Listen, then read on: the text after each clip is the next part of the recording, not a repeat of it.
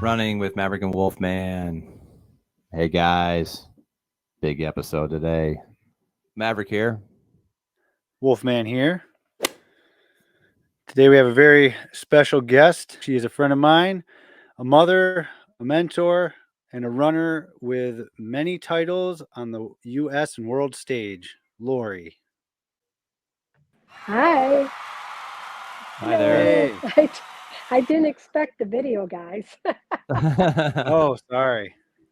That's all right. I'm like, Wolfman left that oh, out, huh? I have the I jammies gotta on, but recheck that email. I thought it was in the email.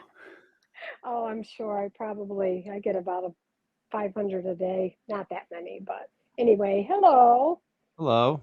Nice to meet you. Nice to meet you. So you're the Wolfman and you're Maverick? Yes. Okay. I love it. Thank you. Yeah, a lot of accomplishments. So, can you just tell us about one of your biggest accomplishments or one of your favorite accomplishments with running? Probably that's an easy one, at least for me, was Boston. In 2010.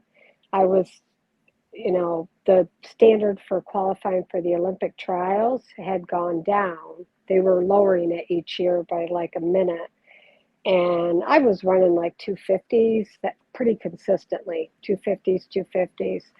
And I was lucky enough once you hit your 40s and you get a little age on you, if you're a competitor at Boston, you apply to be an elite because that's the only way you can qualify for money. So I applied for that. They accepted me into that in 2010. I ran as an elite.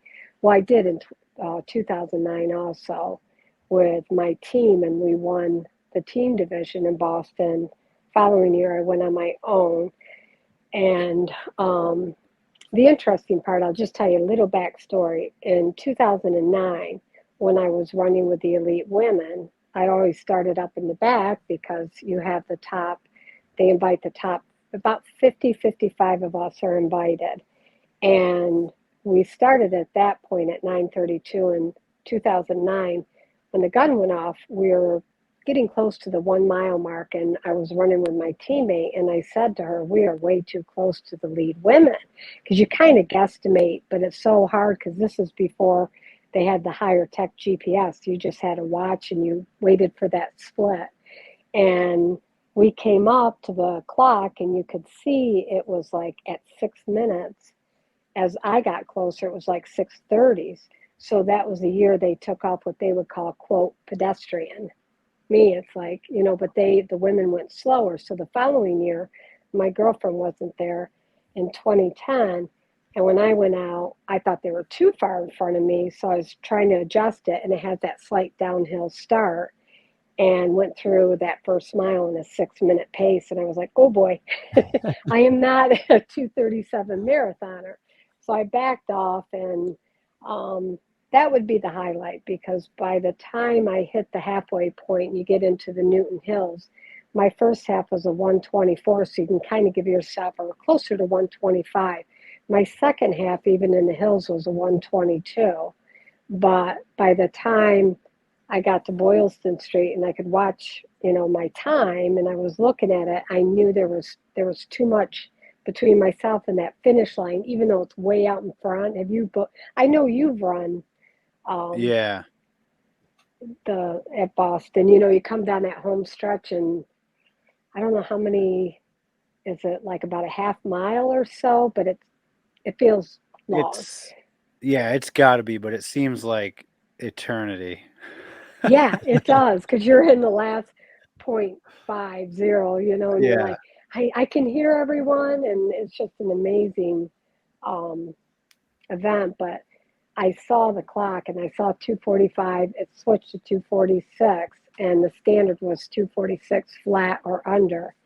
And I came through in 2:46, I think 40 something. So it was a great time, unexpected. But when I finished, nobody's allowed in there. And this is before the bombing. The security is really high. And I ran to a fan, and I'm like, I just need a hug from a person.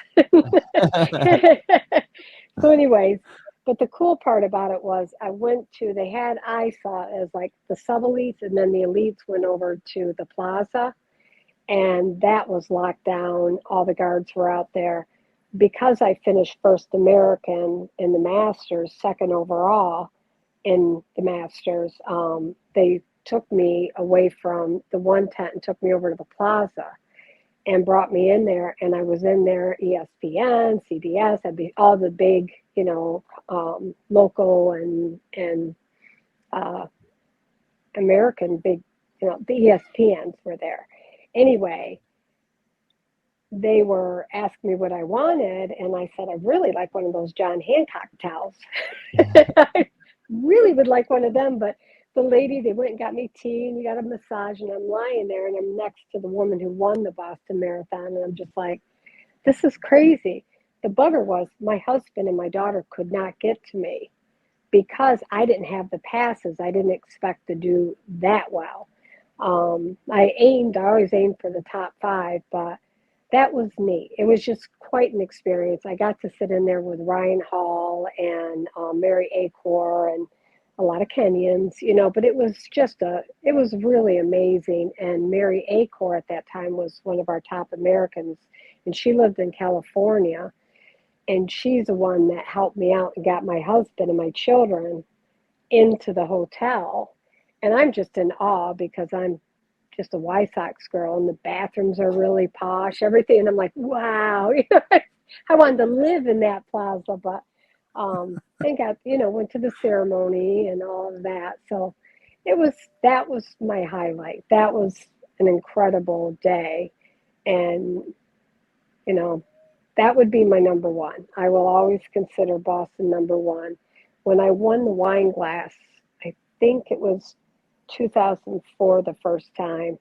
That was neat because it was just, I ran my first marathon in a 3:38 to qualify for Boston, and then my times just went down, and within a year I went down to a 2:59. So I broke that magic 3-hour number, and from there I had the late Diane Shearer. She was an amazing reporter from Trumansburg. She reached out to me and said, you can start qualifying for elite status in these races, and they'll put you up in hotels, they'll feed you.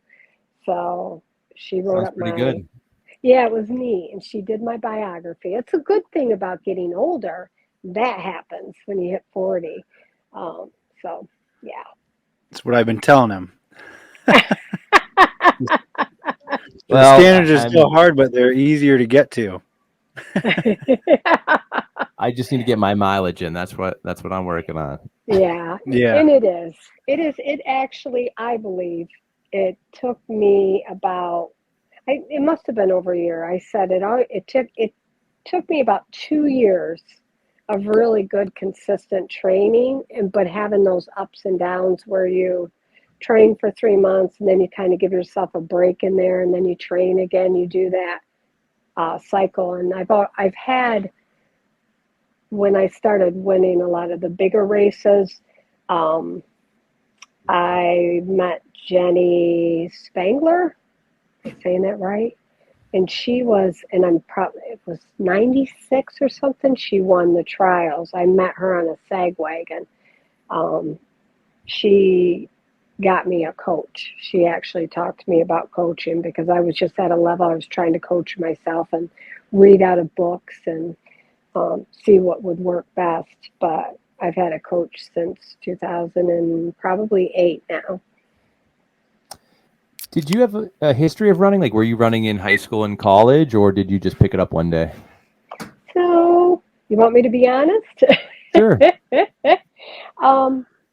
So when I was asked at one of the elite panels, they would interview you a lot before races and do that type of building up to the race.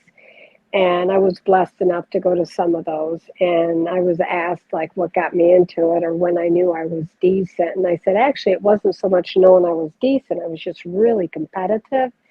And when they had those field days in elementary school, I would win the long distance races. And I said, I didn't even look at males versus females. I wanted to win.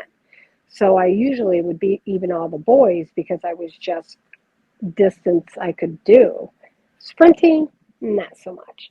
But I didn't run until high school. And then in high school, my senior year, I won the mile in districts and went to states. And I can't remember. I think I finished eighth or ninth in the state. But if I'm being honest, I smoked back then too, which is dumb. Dumb. It was all like the 80s were all, stupid. So that is a little bit of a regret. And then I didn't run until my oldest, Becca, started running in 7th grade, and I didn't want her being out in the roads by herself. And, I had been out of shape, but I always liked exercise. So I started running with her. And then, like I said, I was probably 38 when I started running again. That's good news for me. It is. I actually, all my PRs were at 44 to 46 years old. Perfect.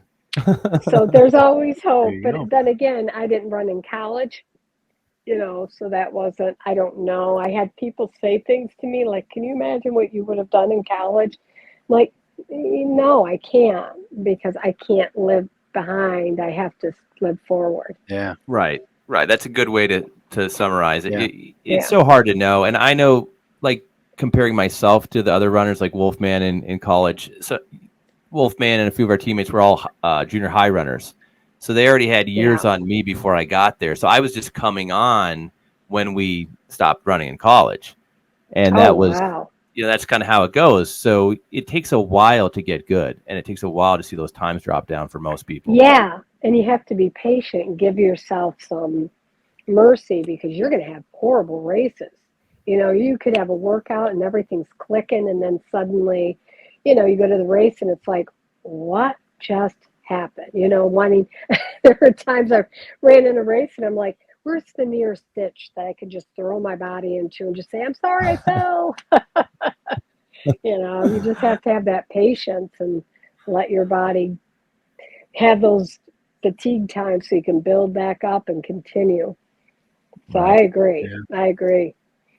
I know for me, one of the things, Wolfman, maybe you had the same thing, but I know I had a plateau at one point where I kept running the 1500 at the same time. And it was like years of college, different coaches, different strategies, same time. Wow. I hated the 1500. I hated it. And it just got worse as I kept running the same time. Yeah. Yeah. In high school, I had that. I think I ran a 5:09. 3 or 4 meets in a row. And I finally went to my coach and I said, Murph, how do I break 5 minutes? And he said, doesn't matter how far you go, start running for an hour every Sunday. And the next meet, I broke 5 minutes, and I never ran slower than that again until I stopped focusing on the shorter distances.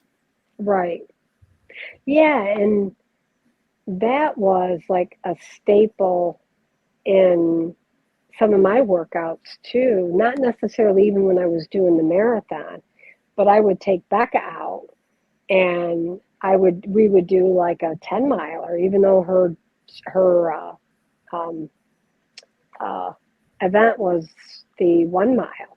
But I would take her out for like a 10 miler, and then we'd go into a tempo and go, and hold that for a while. Oh, she used to get so mad at me because I was famous for, we're almost there. And she's like, you say that, and then 5 miles later, we're not there. And it was me. I was like, oh yeah, it's me. It was like, I could run till endurance I have, speed I don't, but endurance I do. Yes. My dad was my high school coach, and okay. he knew running to some degree, but there was things that he was not familiar with. And when I transitioned from sprinting to distance, he was talking to his friend who was a coach for a big program down in the southern part of the state, I believe, and they had a lot of guys that were like 4.0 runners, like guys that were close to breaking 4 minutes in the mile. Ooh. And he would ask him for workouts, and I would do these workouts, these monster workouts. Like I never ran more than maybe 5 or 6 miles on a long run, but I would do these sprint, not sprint, but like mid-distance workouts where I'd run 400, take a break, run a 400, and I would do like 8 to 12 400s all at under 60-second pace. And the thing about it is I got great at doing that, but my mile was still in the 440s. And the coach that was talking to my dad, he's like, you should be running in the 430s, definitely. And I'm like, well, I'm not, but I could do these quarters all day. So I had this log of quarters where I was like, first one, 59, second one, 59, third one, 58, Wow. All these fast quarters, but I just Yeah. could not string it together to make it was a good mile, but it wasn't, I couldn't run a great mile. Oh, wow. And I think I So just needed more time. I think that's what it was. I was just going to ask you, did you end up switching it up at all, is that where you stayed? So I went into college thinking I was an 800 guy, and I really wasn't. I don't know. My times were I was always second best.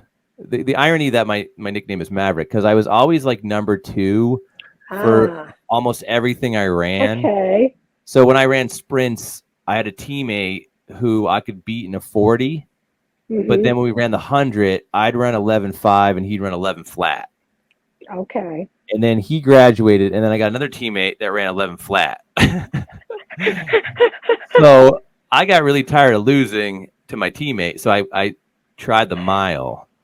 And the first time that I ran the mile, it was a 90-degree day on a black track, and I was running against one of the best guys in the state. And oh my gosh. he just toyed with, he's a great guy. I can't say anything bad about him, but he just toyed with me to win. So I'd run up on him and he'd run a little faster. I'd run up on him, he'd run a little faster. And I'm dying. It's so hot. And just, I wasn't in shape because I was running sprints up until this day. And I ended up running a 5:21 and he ran a 5:20 just to beat me. And then he smoked the next race that he ran, of course. But I was like, my dad goes, that's it. You're running the mile. That's it. You're done with the sprints. And that's how I kind of transitioned into distance running and just focusing on it. But yeah, it was not fun to do that when you're out of shape. So yeah, I'm not looking forward to this 10 miler right now, unless I get into better shape, just reliving that moment. Just run with me. I'll be like, we're almost there. Yeah. We're almost there. Yeah. Well, that's the thing. So when you're in shape and you're running, you feel so much better. So I'm sure when you ran Boston, you ran that phenomenal time. I'm sure you felt like $1 million. Yeah. But I also in all honesty, maybe 1 out of every 5, I felt phenomenal. And then it was the other ones where it's, boy, my head, I ended up doing hypnosis with myself. And so I could get myself out of those states quick when I went into that, oh my gosh, this hurts so much. I just did a marathon a month ago, and I had fought off a really bad infection. I had an abscess that went into my nose and my teeth, and was on a high dose of antibiotics and got off them. And I thought, okay, I have enough time between. I have a week to recover, but it's amazing what happens with your body, because the race I did, it's downhill. I mean, it is downhill, or, it's a net drop, I think 600 and some feet overall. So it's not hard, but it's not even with that assist, my body was like, nope, it just didn't, I did not feel well. There was not a good ebb and flow. It felt, for me, I had trained and I had done a lot of sub-7, 13 to 16 miles at sub-7. And I get there and I'm at 7:15, going downhill, feeling awful. So, I've had plenty of those, and it depends on the distance. 5Ks, I hate them. They're painful, but they're over. You can suffer for 17 or whatever you guys do, minutes. but man almighty, you know, when you're doing these longer ones, your body dictates what's going to happen, Right. Yeah. you know. Yeah. Have you done anything more than a marathon? Have you done any of these Yeah, ultras and stuff? I did. I think it was around, you know, when I was trying to qualify.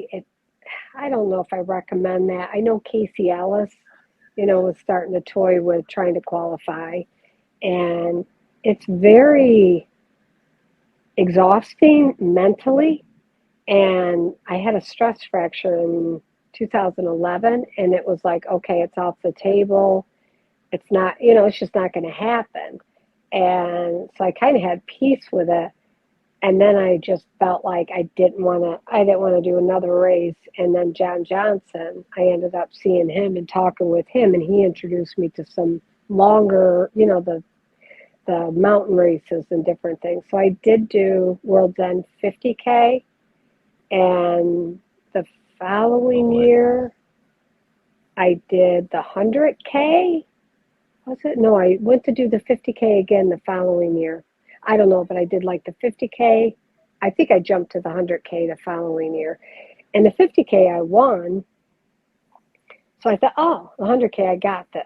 Oh my God, I wanted to die. I wanted to die. I mean, that was the most painful. I was doing one of those little old men shuffles at the end, and I did not care. I thought I was hallucinating. And it took me like 3 hours to go 4 miles. I mean, that's how I was practically crawling. I'm like, I can't do this. And my husband said, you're never going to do it again. Of course, the race comes up, and I'm like, oh, I'm signing up again. But then 2020 COVID hit. But yeah, so I've done the 50K and the 100K, and I'm back to the road marathon. Very nice. I have a feeling that our guest Jason Starr is going to be having a similar story to that pretty soon. Yeah. 100 miler. Yeah, I think so. Yeah, same type of like, what the heck? I think it sounds like a great idea until you get into it, and then the next day you're like, "Why did I do that?" Exactly.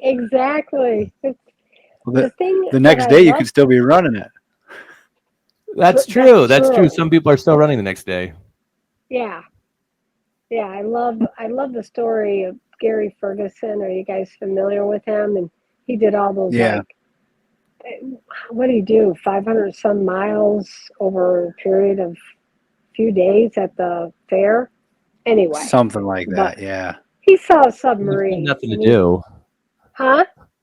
When you've got nothing to do, you might as well just That's knock right. out that. Right. When you're Gary, you know, I hope he listens. He He might, I don't know. I will let him know. Gary, get a job. No, anyway, I remember him telling the story of thinking he saw somebody standing on a yellow submarine filling the tank, and gets to the next aid station, and he's like, "Did you see the submarine?" And they're like, "You need to lay down and take a nap." Like, we don't have submarines at Lake Erie. They should put stuff like that out there just to mess with everybody. They should. I like that. I like your thinking. We could do something like that. There you Dress up go. as an alien. I like that. Oh. So yeah, it's kind of nice to mix it up, you know. The thing about those ultras, what I really love about it is they stop and eat, and it's set up to really be a nice, relaxing event. You know, it's just after a while, it's not relaxing.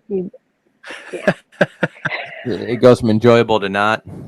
yeah. To like, I wonder if any of my toenails are going to be there tomorrow, and I was going to say, there's got to be some part of your body that you're worried about during those runs.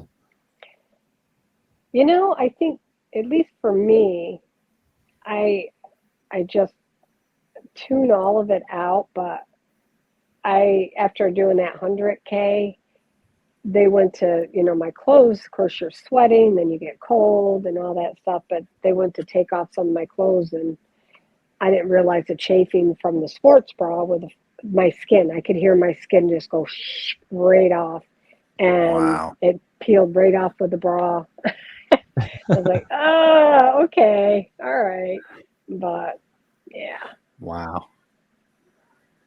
So, Lori, at what point did you think to yourself, "Wow, I could really take this to the next level"? Like where it just went from running with your daughter, recreation, to Yeah, I could make something out of this. I think it's when I won wine glass, and I didn't expect it, and I was just training myself, and I broke the 3 hour mark, and then the following year I won it again, and that's when I was like, okay, and then that's the reporter Diane talked to me, and she said that I could do a lot of bigger races, get involved with the USA track and field, join that, and enter some of these national races. So really, I credit her a lot because she was the one that was like, "You are that good." And I won like the race for the cure up in Elmira. And I remember reading the times like, "Oh my gosh, these women are running low 17s." And then I turned around and I won it 3 times and won plane tickets and some really cool stuff. So once I got connected to that, she connected me like Utica. I got in as an elite at Utica and some of these big races and won my first U.S. title. Oh gosh, I think it was around 2010. Yeah, I think 2010 I won my first U.S. title. Then I won the 15K title. Then the half the following year again, and then the 15K again. And then got that stress fracture. So, yeah, I was like, oh, wow. I just never pictured myself at that level. And it was almost surreal, but Yeah. I don't know. Wow. Like, yeah, yeah. So, like I said, it was really her, that reporter, that understood. She was like one of those writers that knew everybody and the race and what the race was raising money for. She just had such a great understanding of everything. So she knew all the stuff. And then she connected me with the U.S. races. And I love those. I love doing U.S. races. Those are one of my favorite ones, especially now I'm an age grouper. And damn, those people are beast.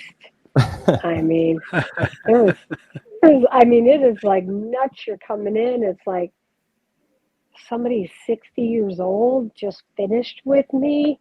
It's just it's crazy. Wow. Yeah, Yeah. you never But know. You never know where people are going to be at when they get older. oh my gosh, that Jenny Hitchens. Um, I met her through the U.S. races, and she turned 60 this last year and just ran a 2:48 or 9 at Chicago. So, and Wow. even like they have the 10K mark, the 15 or 10K, I think half, and then the full. She broke the world record at all those distances, and because it's a sanctioned race and there's timers there at these different places and cameras, that she qualified for world records and on all those places. It is, you're seeing like, people that are aging resetting the standards, and every year we do the age graded thing. So it's like the golden, place you want to be is at that 90% because then you're considered world class and you get world class rankings. And these women and men. Wow. Look at the Wolfman, mirror. I, Huh? I think this is what I'm going to do, Wolfman. I think when I'm in the 60-year-old category, that's my time. I think It's your That's your time. time to shine. It's your at the time. marathon. I think I'll be ready by then. Give me There you 20 go. some years There you prep, go. and I'll be good. Mm. You better be prepared by that point. How long you been Was it? preparing for this race? 22 years. Thank you. So yes, that is why I am that good. So back off. Yeah, no, I didn't want to run one until I was really ready. I've been running, 100-mile weeks for years. Yeah, I mean it's no big deal. I get up, run about 10, lunch 10 more. No Is biggie. there a money prize for this world record when you're 60-some years old? I don't think so. Nope. I think it's just. I'm sorry. I think it's just Why not? You know what? I think when you get up there, you can advocate for that. You do win a lot of stuff. I know Jenny's been featured in a lot of magazines and recognized, all over because I follow her. And yeah, it's That's crazy. wild.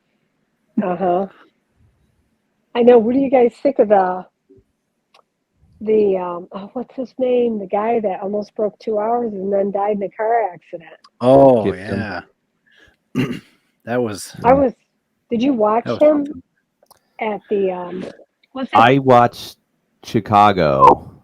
is that the one he ran that 2 hours? Right. Yeah. Okay. I'd seen that's clips. I didn't watch the race, but I'd seen Oh. clips of it.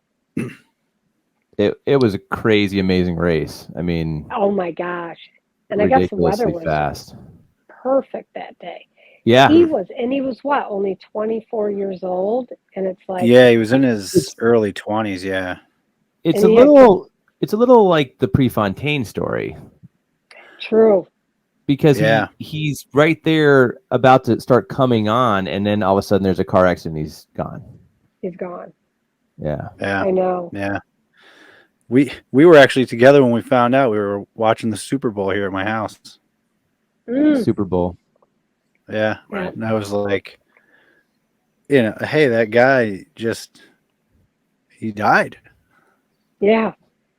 Yeah, it was devastating and sad. I thought, Mm-hmm. I watch a lot of them all year round. I record them and I will they're so motivational and I like following them. And I was like, him and I can't think of the female that ran the 2:11. I'm like, I'm just beside myself watching each kilometer she's kicking out Yeah. at 3 minutes, 2:59, 3 minutes. I'm like, what?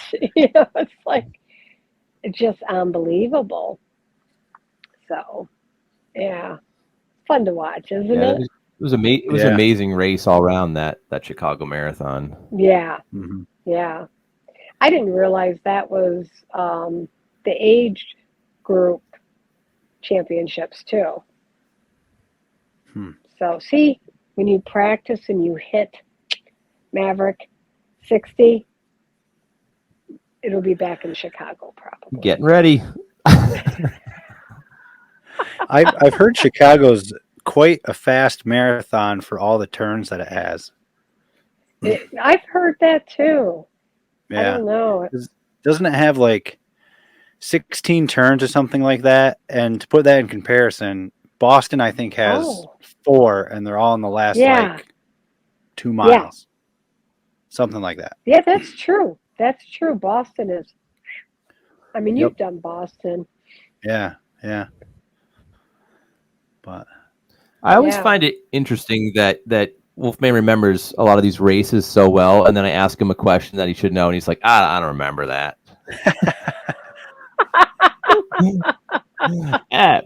That's not important to me, but I'll tell you about the turns in Boston. Yeah. Well, it's like Homer Simpson. Every time I learn something new, it pushes old stuff out of my brain. Oh, is that what it is? Yeah. Now I understand. Yeah. Oh, Do you have a favorite distance, Lori? Favorite race? That's a good question. I like that. I love probably one of my favorite distances are 15K and half marathon.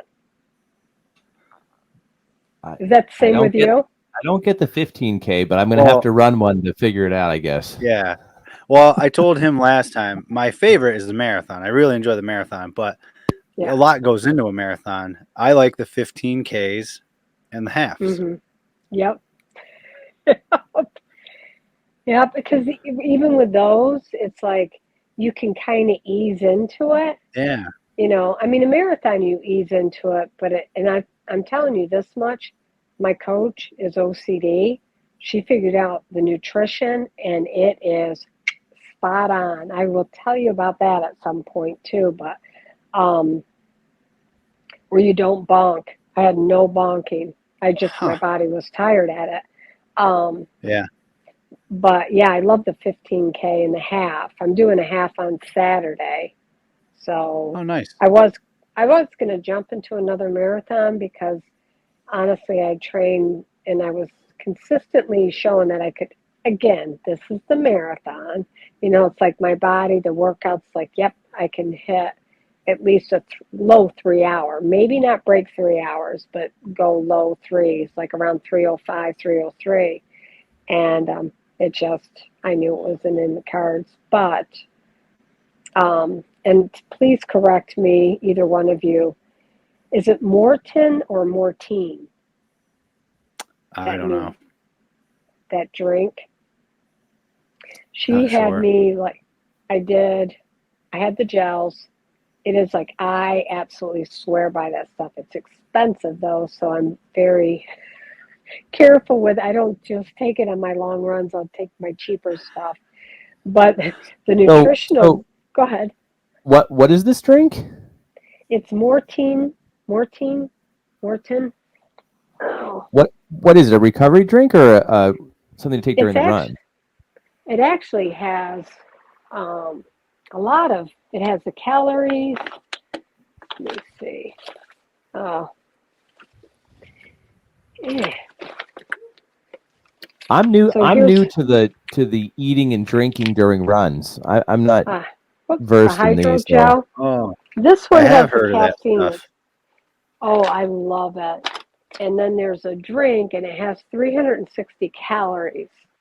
And it's almost, it doesn't have much of a taste to it, but it's like a thick drink. And she had me do, when you order the 360, the packets, they send you a bottle and you mix it up, and that's exactly supposed to be like chemical. If you go into chemistry, chemically how it's supposed to be.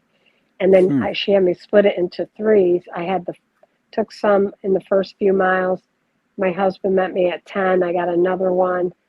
And then he was supposed to meet me at 17, but he couldn't get to me until 19. I did the last one of the drink. That one drink split into three, so I got 360 calories. That is like quick. Huh. I think they had the salt in it too. I think so. I think they had the sodium because I have to have the sodium. And then I did my gels 6.5 miles, 13 to 14, 13, and then 17 to 20. And never bonked. I was like, oh, got it down with a big bagel in the morning. And it worked for me. It worked for me. So I'm like, all right. And then the days leading up to it, it's, you're really loading up.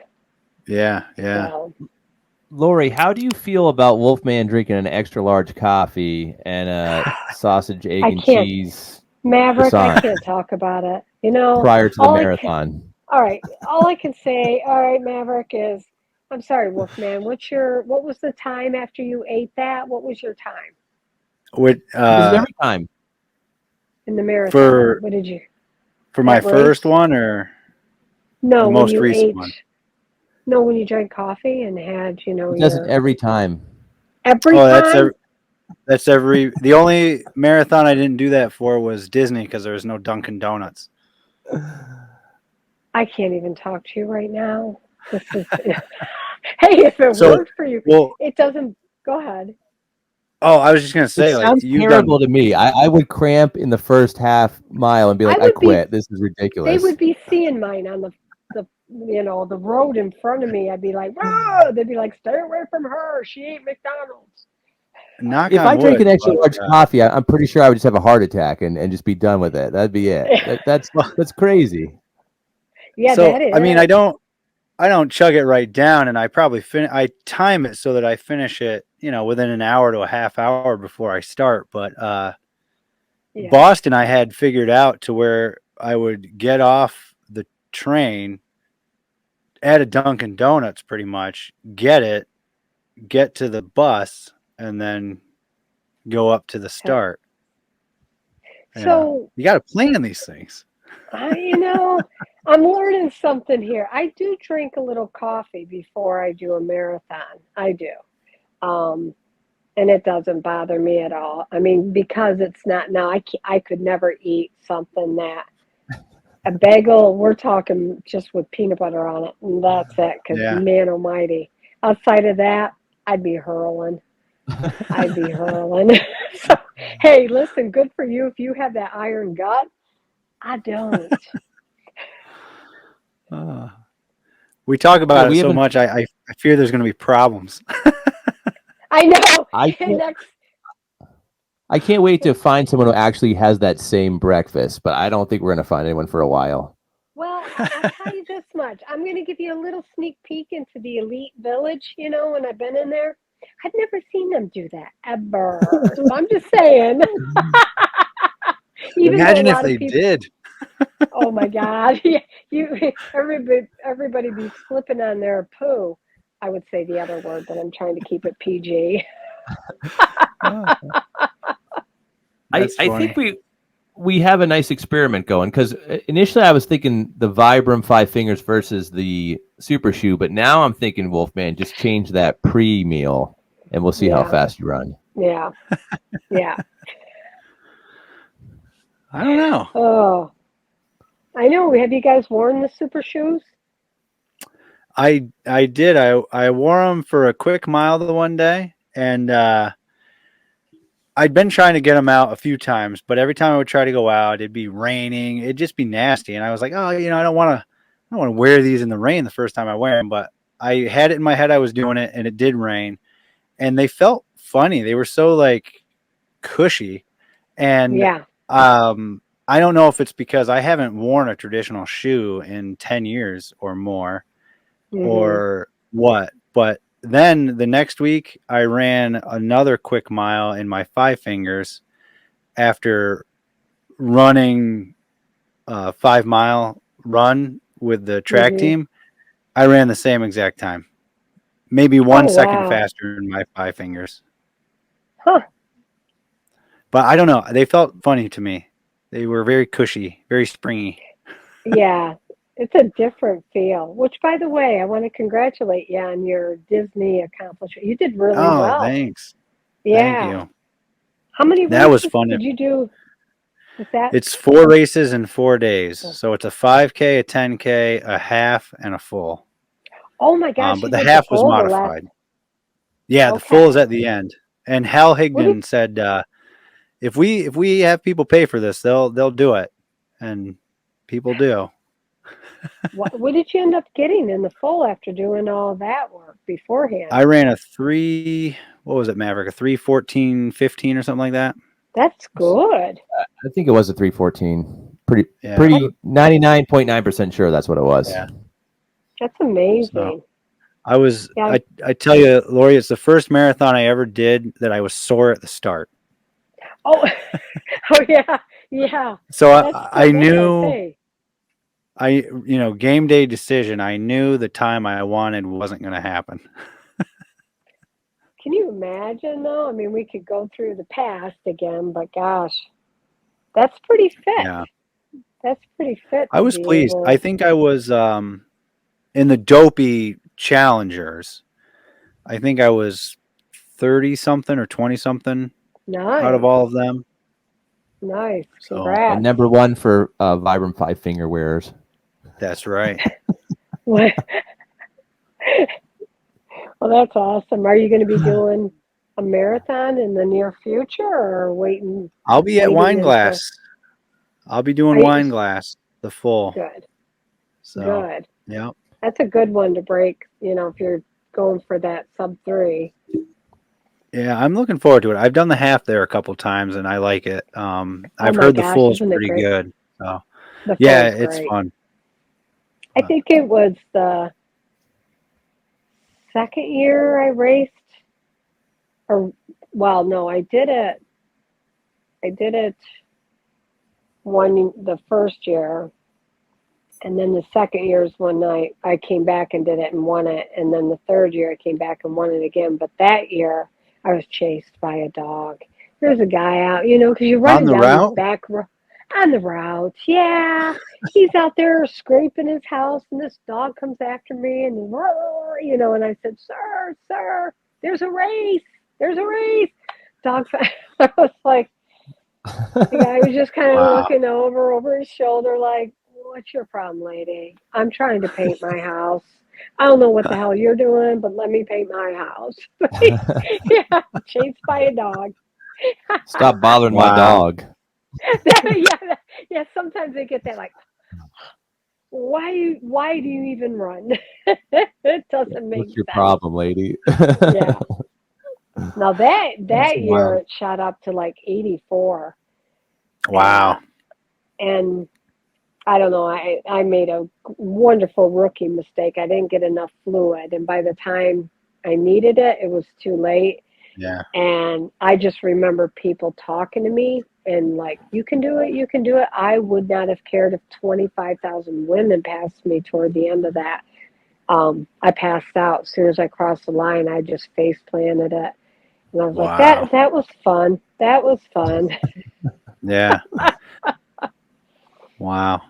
I was thinking But about, you said the '09 Boston, they went out like a pedestrian pace. yeah. Wasn't it, if I recall, because I ran '09 as well. I'm pretty sure it was quite warm that year. I think I got done. I had a Yeah. sunburn on one half of Yeah. my body because you faced the Yeah. sun that whole time. I wonder if Maverick, that's why that's they the went out so detail. slow. That's the detail that he remembers. You're right. I'm sure when your wife asks you about details, you have the same thing. You're like, "Yeah, hon, I remember exactly what you said. It was really Yeah. romantic."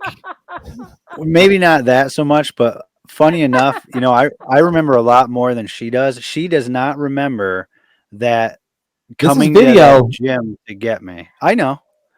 Okay. She doesn't remember the waffles story of having to come get me from this gym in the middle of nowhere, because I ran the wrong way. Oh She doesn't my remember that. gosh. Well, she does Oh now. Yeah, now she does. She says, "Tell me the story." That's smart. Smart You know what that woman. is? She blocked that out because it was so traumatic. She doesn't want to talk about it. Probably. I like, oh my, you got yourself turned around, huh?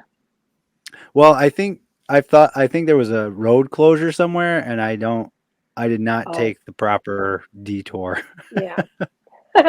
Obviously, ask the wife. Yeah. Even though she probably doesn't remember, but she'd be like, I blacked that out of my memory. It's called a blackout episode. Yeah. And It probably didn't help that we had 2 kids under 2. Neither one of us was getting any sleep, and your husband's out on a 3-hour run. yeah. Yeah. Like, seriously? I'd block that out too. Yeah, that's probably why. Oh. It's funny though, because when you have a bunch of kids, you don't get any sleep. And I remember my brother has no kids. He said, "How much do you sleep?" And I'm like, "I don't know. Like, depends on the day. Sometimes I might go to bed at like 11 or 12. Maybe get up at 5. It just depends on the day. Maybe it varies, right?" So he's like, "Oh, you get like 5 or 6 hours of sleep?" I go, "No." He goes, "Well, you just said like 5 or 6 hours." I go, "That's not consistent, man. I got kids, I got a dog, I got all kinds of stuff going on. It's broken up. It could be 2 hours, and then you're up for an hour, then it's 2 more hours." And I said, "It just depends. When you have 4 kids, it's variable." Yeah. And that was years ago. And now, I mean, now it's not any different anymore. I've given up on it. No consistency. Yeah. Well, Lori and I have a mutual friend, and he's told me on several occasions, when you have kids, you find out just how much sleep you don't need. Right. Yep. You find out just how much you can function on no sleep. Mm-hmm. I never knew. Like I'm not a big sleeper. Like I don't sleep in. I'm not that kind of person. I never have been. But I never realized that like you can get like a cat nap and then get up and do stuff and like not Yeah. be a zombie, especially if you're practiced at it. Like it just gets easier. And I never knew that. I Yeah. Sometimes remember the that's when one I time we had a feel more rested. it's weird. Like it's not consistent. Like you might feel rested, you might not. I remember that one time our coach made us do a like a lock in or whatever he called it, where we were locked in Oh the yeah, like gym to run around for a whole day or whatever it was. yeah. Which was an awful idea. If you're a coach Oh listening, don't ever do this to your kids, yeah. right? It So, did not benefit training at all. I'm sure of it. well, at that time, like we were college guys, and they kept waking us up because we were the distance guys. So all the distance guys and girls, they would wake us up to run on the track because the sprinters and the throwers didn't want to run like multiple laps. So I Yeah. remember like just getting woken up like every hour. I'm like, how's it my turn again? I just did this. I just did this. How's it my turn again? And I got no sleep whatsoever. So I just collapsed in my bed after that, whatever it was. Like I said, it was all night, Wolfman. I think it was I think it was like all 12 night. hour I think maybe. it had to be. It wasn't It had to be. 24 Like, hours. It might somebody have had been to be 12. continuously running that whole time. I think it was 12 hours. Seriously. Yeah. Yeah, it was like after the meet, and then we got let out the next morning. Yeah. And so it must have Wasn't been it for 12 hours, charity or like something? 6 or something. I don't think. Oh, I doubt it. How could we have raised any I don't money? Who would have known we were doing that? Yeah. It was just torture. I think our coach's wife was like on vacation and he didn't want to go to his home by himself or something. I'm scared of the dark. You guys have to stay with me. or she was home and he did something. He's like, "You guys are running. I'm not. At the house. I can't go home." I don't care where you go, just don't come home tonight. And he's like, "Oh, we're Yeah. doing a lock-in to raise money. Hey guys, I need someone to stay." we raised like $3.25. Oh, For his coffee in the morning. yeah. Yeah. So, Well, Lori, you I know wanted to what? ask you, what's Sure. your resting heart rate? Wolfman's is basically nothing. Mine's never been really super low. It runs consistently in the 40s, but it's not Okay. like very rarely have I ever. Some people can go down in the 30s. During the day, it's usually in the 50s. But Okay. yeah, it's never. Some people I know. What's yours, Wolfman? Average resting is like 36, 37. Yeah, But I've it's never had consistently that. throughout the day in the 40s, low 40s. See, So, mine's like in the 40s, and then during the day, 50s. So That's my insane. theory is on this is that Wolfman is probably an ultra marathon guy and doesn't know it. Might Because be. it yeah, doesn't I'm make not sense why his heart doesn't go anywhere. He runs one speed and one speed only. Yeah, true. yeah. You probably would be a good ultra marathoner. He doesn't wear shoes.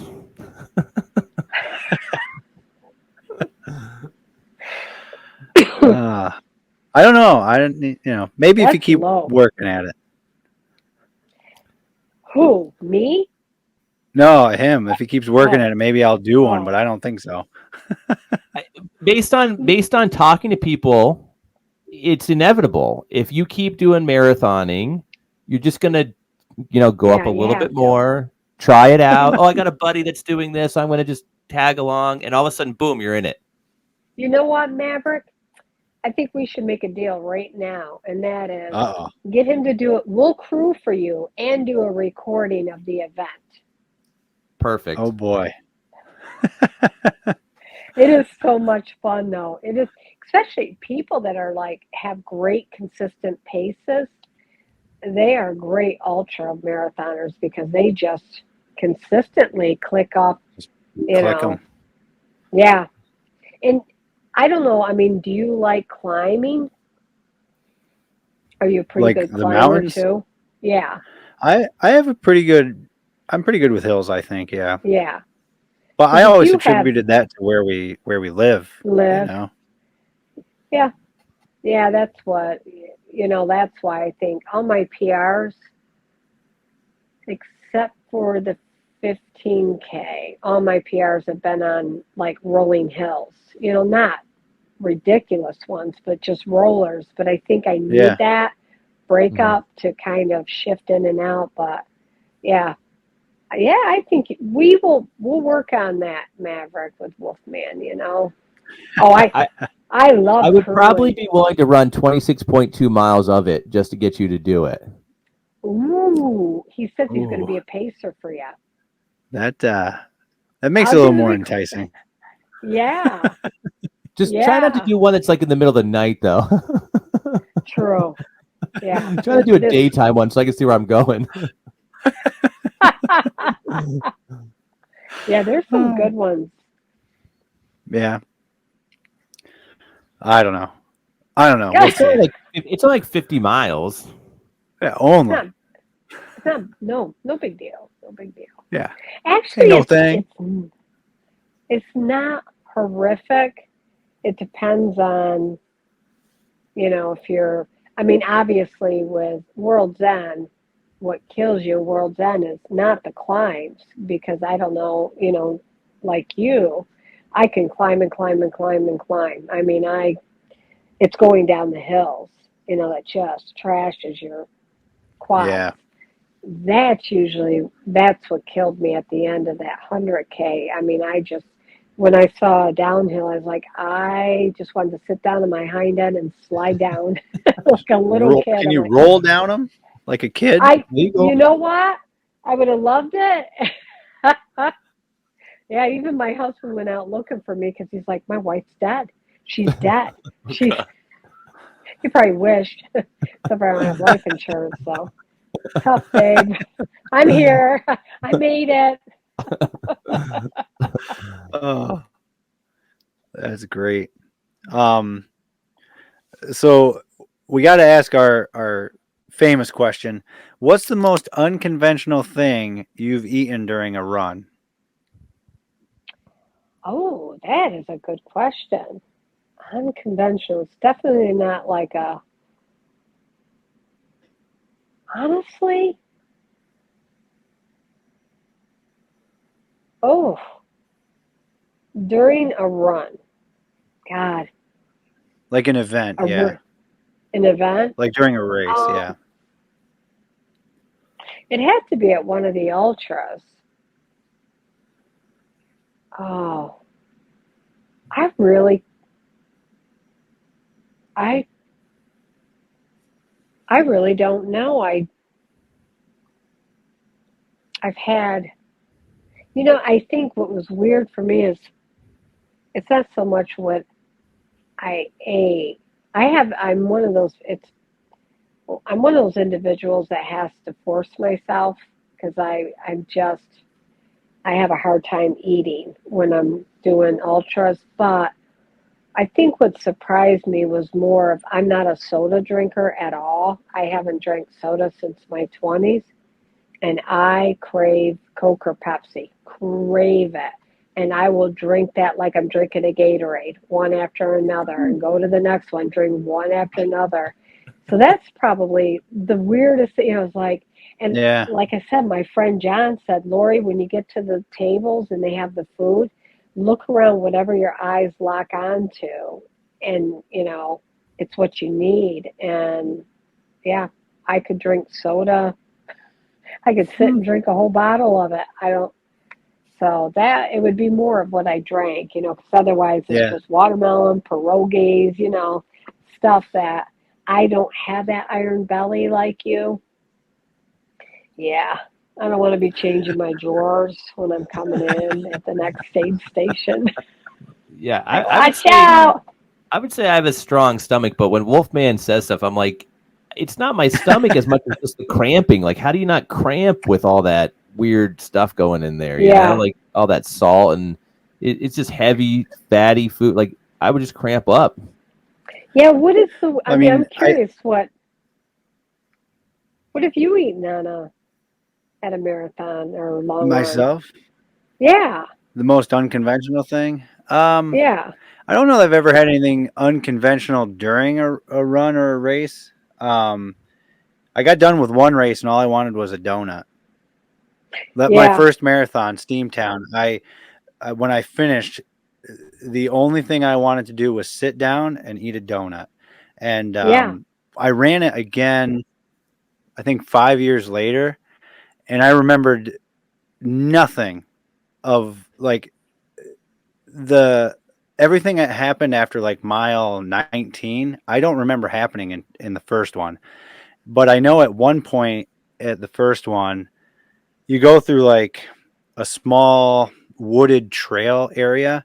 I remember coming out of that, and Chris was there, Coach Wattis, and I said, I don't think I can, I don't think I can do this anymore. And he was like, you don't even have to keep running. You just have to keep moving forward, and you've qualified for Boston. Just keep going. Oh, And cool. then Cool. I don't remember much after that. And I remember getting to the top of a hill, and my brother was there. And I was Hmm. like, I don't think I can do this. And he's like, you only have to go down this hill, and you're there. And I was like, okay. Okay.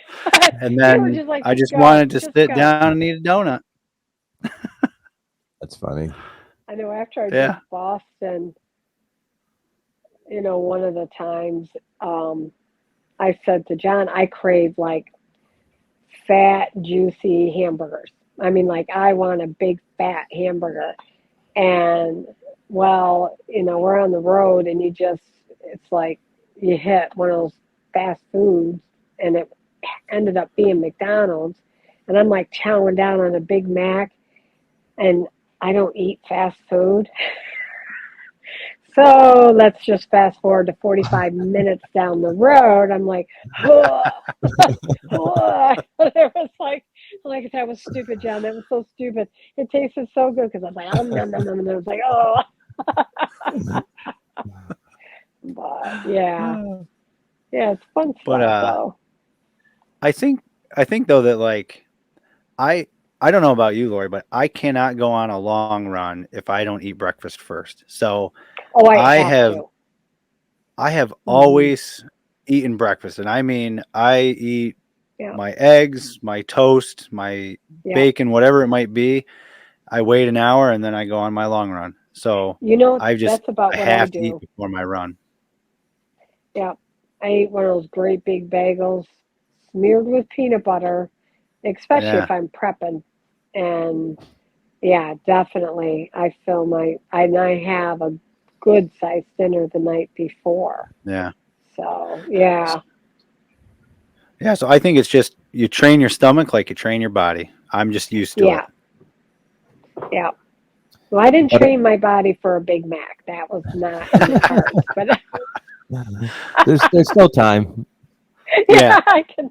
Okay. There's hope. Come on. That'll be great. Wolfman, so would you yeah. consider eating a different breakfast before the marathon? Is that on the table or not? Uh, Maybe. I mean, I don't like to be hungry when I start. So that's the thing. I like Boston, you have to get to the staging area so far before that I end up actually having like a second breakfast before Boston because Yeah.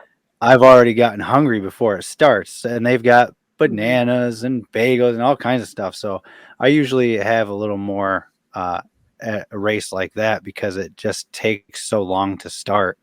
Um, so I I would did the say same thing. if I wouldn't be hungry, I would probably consider it. But if I'm going to get hungry, it's all out the window.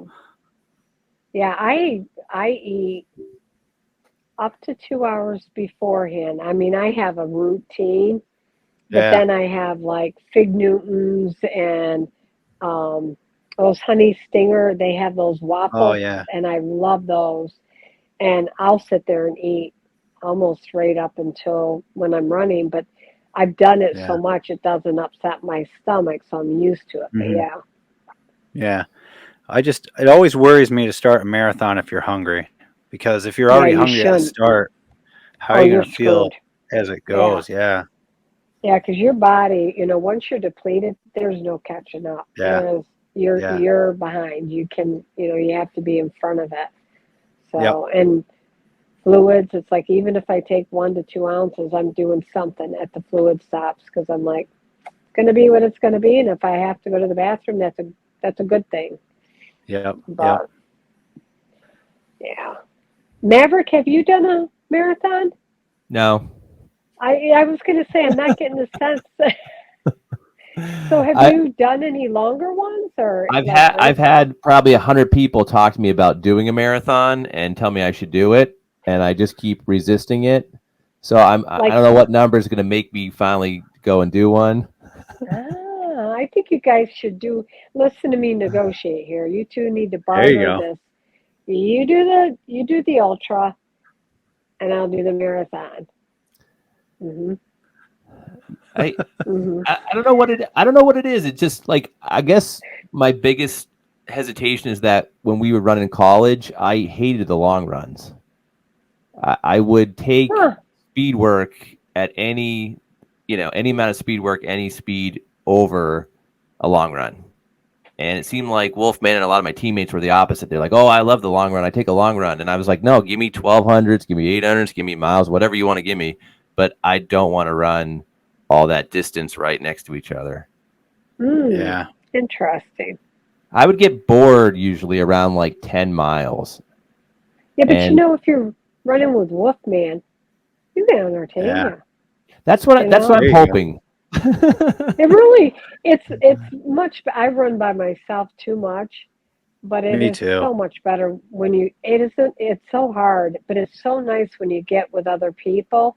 Even if someone like I ran a lot with Murph, Jim Schools, a bunch of them, and sometimes some of the young bucks wanted to take off, or and they would, and it depended on where I was at that day and what was on my schedule, but it didn't bother me if people took off on me or, I'd say, hey guys, I got to do a tempo for the next, 5 miles, but I'll circle back. But it makes it better when you have a group. It's not so painful. And I don't know, it clicks by a lot easier. Yeah. Yeah, I think, having talked to so many marathoners, I was very ignorant to the difference between marathoning and running, 5Ks, 10K, stuff like that. Yeah. So I'm learning so much, and it definitely seems much more intriguing and interesting as I hear stories from people that have done it. Hmm. Um, but I have to get to the point where I decide like that's it, I'm doing this, and then I will. Yeah. But I just Yeah. haven't really come to that conclusion that this is the race I want to do. I'm going to do it either way. Yeah. And like I said, for whatever reason, it hasn't been in the cards yet, and it will be at some point. I know it will be. I could just it comes up way too much for it not to. Yeah.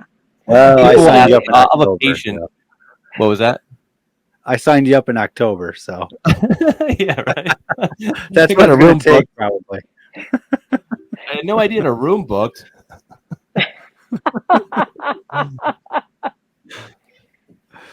Yeah, wine glass is beautiful. I love that one. That is a fun one. It was so And foggy last year, though, that like you couldn't even take in the scenery. Did you do it last was year? it that bad? No, No. Yeah, the fog no. last year was so bad. You couldn't really take in the scenery. Ah, yeah.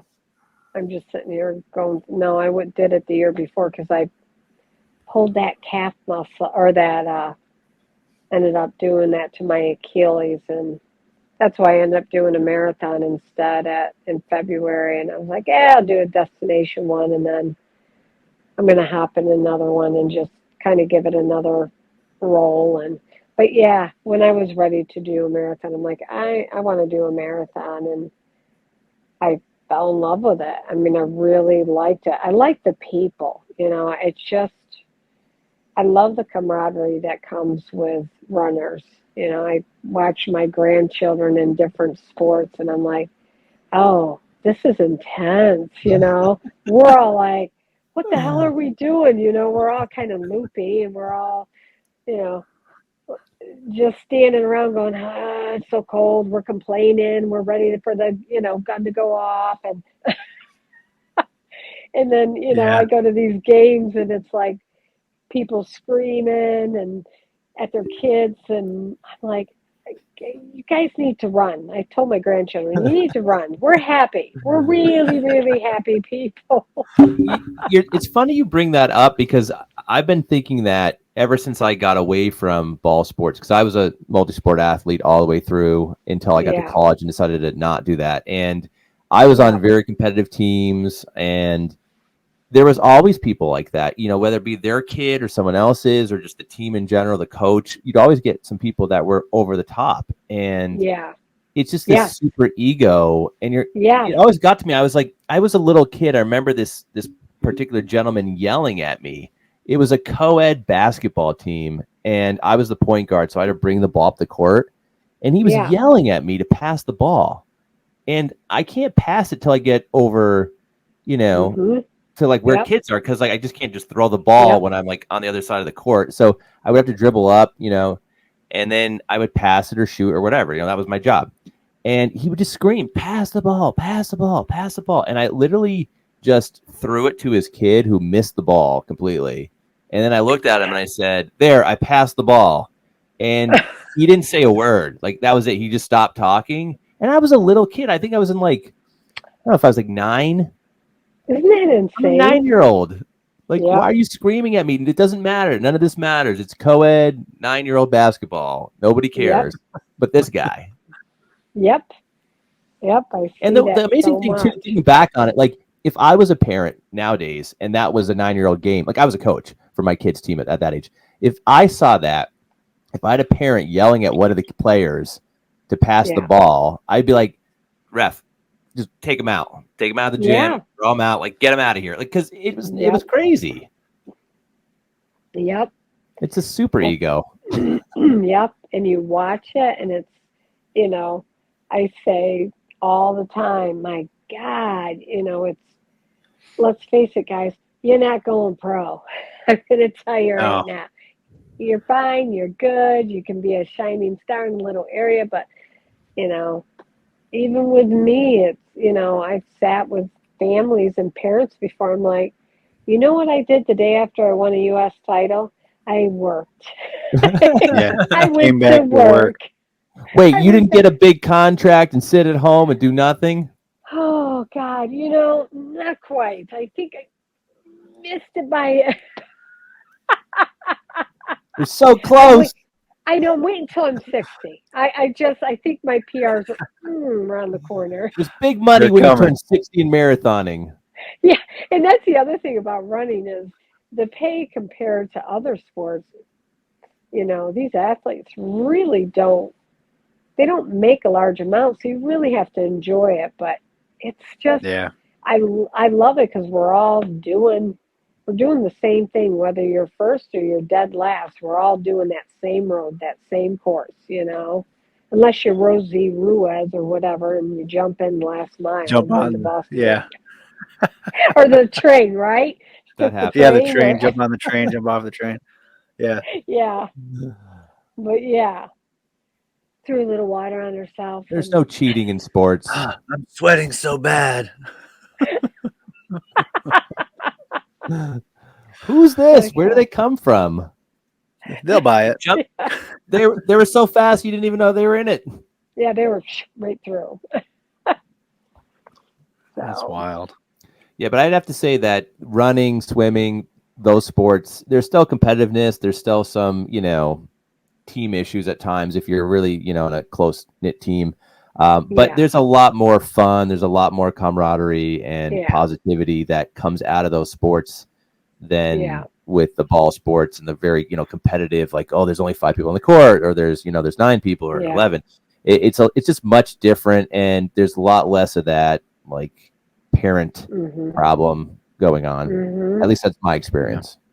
Oh no, Yeah. I absolutely agree. I have my AirPods in, and my one daughter knows when we sit in a gym, I'll put them in and I'll play like a white noise, green noise, whatever noise to just kind of drown out the crowd because I get mad. I get mad at the crazy ones because it's like, I'm sitting there thinking of the carnage that's causing the child that's being berated on the court or the other kids. And I'm like, you guys chill, but I don't know, it's insane. I always said to my oldest, who was an outstanding runner, I'm like, remember, there's always somebody faster. Not that I'm trying to be, like knock her down, but I was like, there's always going to be somebody faster. You may be the fastest one on the track that day, the next day, and that's the same with me. Is when I did that at Boston, I just happened to be some of the other athletes that are faster weren't there. And, you know, I don't know, I'd have that humility, but enjoy it. And, I find that you don't get as much arrogance with the long distance runners. They're, like I said, we're like, when we're done, we're looking for food. Just feed us. We're it. just hungry. That's Yeah. it. Yeah. I know I told this story in one of the previous episodes, but I had got a 1,000-point basketball in eighth Oh, grade for scoring my 1,000-point, and that is it pretty sat good. in my room for years, just years. It just sat in my room. I didn't do anything with it. And one day my brother goes, "Hey, what do you plan on doing with this ball?" And I said, "I don't know, nothing. What?" And he's like, "You wanna play with it?" And I'm like, "Yeah, let's go out." So we went outside and played with it, and I had it was like the best thing to do with it because it had been sitting there, and Oh, we needed a ball, so we just played with with the 1,000-point that's ball. cool. I love that. And Absolutely then when love it wore that. out, we just threw it in the garbage. Oh, that's But a I was like, cool story. it's a trophy. Like, what are you gonna like? Some of them mean something more than scoring the 1,000-point was more important to me than getting the ball. The Yes, ball, it wasn't even right. the ball I scored it with. So I was like, this is just a ball they wrote 1,000 on. Like, that's Thanks for one of the that. ones we Whatever. got out of the bathroom floor, and You know. So you know, yeah, I won some of these races. They would hand out these ginormous trophies. The grandchildren would come over, and I'm like, "You won!" And give them one of those great big trophies. And Becca she's like, "Mom, stop sending those trophies to my house." And I'm like, "They're the big trophy. They won. They raced me out in the yard and they beat me and they got the trophy." I was sending trophies home, medals, and it's like, "Congrats." The only thing I ever kept was I won Steuben glass and I won some um, Italian crystal stuff from Boston. They were beautiful vases. But then again, and I was throwing stuff out a couple of years ago. I was upstairs just cleaning out, the trophies and the medals. And my husband's like, and not to be, but, I'm throwing them out. And I'm like, it's less that the kids have to go through and go, what do you want to do with this when mom's gone? It's like, and just throwing it out. Like, the mice chewed up all my ribbons from high school. Used to get ribbons when I was in high school for any meet. Anyway, yeah. So I mean, it means more to kids, it does. and that's why I give them my trophies. That's great. That's great because you got to do something with them. Yeah. You know, So, I every think time we've Becca. ever moved, I'm carrying boxes of trophies and plaques and all this memorabilia. I'm Yeah, like, I don't know what I'm going to do with this when I get to the house, but yeah. here it is. And then you move to the next place and the next. I I know think one you're time we moved carrying like. 5 times in like a year or two, and it was like, oh my gosh. Oh. You just have to hand it to the mover, or somebody's helping. Congratulations! Look, First place you today, buddy. yeah, you were the fastest mover, and here's your trophy. Here's a trophy for you and a trophy for And you. Everybody gets this a is for trophy. biggest biceps. Yeah. And the new neighbors, trophy for you because you looked out the window and I know you wanted to meet me. That would be a heck of a Oh, fun yard sale. Like give away all our trophies. Oh, lady in the pink dress, those flowers, you are rocking them out. Here's a trophy. You could, That's funny. Oh, I have my youngest grandson. He'll be here at 6 a.m. in the morning. Yeah. and he's going to win a trophy. He's Yeah, he's gonna get a trophy. They are. trophy and a Big Mac. Yeah. Without hurling. We have to condition you now for when you're in those marathons someday, because you're going to want one of these Yeah. afterwards. What I'm thinking is maybe Laura, if you're open to this, would you be okay with us like connecting back with you after your next run, like your next race? Absolutely. Yep. And which Absolutely. one is that? It is. I'm doing a marathon. Oh my gosh! It's in a month. It's in 4 weeks. Sweet. The Delaware. Oh my gosh! Because there's 2 of them, but it's one in May or April. Oh, at Dewey's or Dewey. Rehoboth. But Okay. I think we're going to be running Dewey area. It looks beautiful, and I'm trying to think. Oh my gosh, this is terrible, guys. But And what are you shooting for? What's your time that you're trying to hit for that?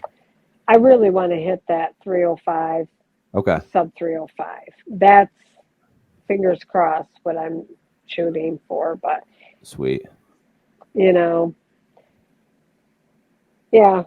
Hopefully, Yeah. it'll be a better experience. I liked Mesa Marathon out in Arizona. That was fun. That was a lot of fun. It rained really hard, but I love rain.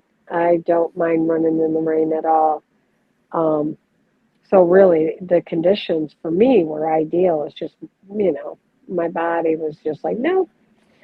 But so yeah, I thought, well, thank God, because I came off of COVID, then I got that infection right off of COVID, and I'm like, all right, I don't get too worked up because there's not anything you can do, and it's not going to change what's happening. So, but yes, it's the Rehoboth Marathon, but I can't, the Coastal, is it Coastal Marathon? Something like that, but it's really not on the beach, it's on a lot of trails and stuff, and I love that. So get me that softer, because I've done Virginia Beach a lot, and I think that's this weekend. I know it's this weekend. Yeah, The Shamrock. St. Patty's Day weekend, I think, right? Yeah, that is fun. But oh my gosh, they switched it. So now you hit that headwind the last probably 4 miles, and it is just so hard in those last 4 miles. If you don't, you know how it is in a marathon, Wolfman, when you're going, and by then sometimes it's really hard to find somebody at your pace. Yeah. Usually you're either passing somebody or you're being passed. And so like to have anybody where you can trade off, kind of block the wind for each other, but you're a duck on your own out there facing the wind. But I love that one. Love it. See how it goes. I've never done 8 weeks in between 2, so we'll see. That sounds great. Yeah. So yeah, you'll have to get back with us and connect so we can hear about it and see how you did. Okay. But All we right. wish you the best of luck. Thank you. Yeah. I don't think you need too much luck. I think you have I most need of it under control. No, I need it. No, bring good energy. We're giving you extra luck anyway. Got it. But thanks so much. I appreciate all the stories and you spending the time with us. And thank you. Absolutely. This has share with been us and our awesome, audience. Thank you for the invite. I really appreciate it. Yeah, it's been fun. It's been fun. So we will talk again after that Delaware Marathon. Okay. Thank you. All right. All right. Bye. See ya.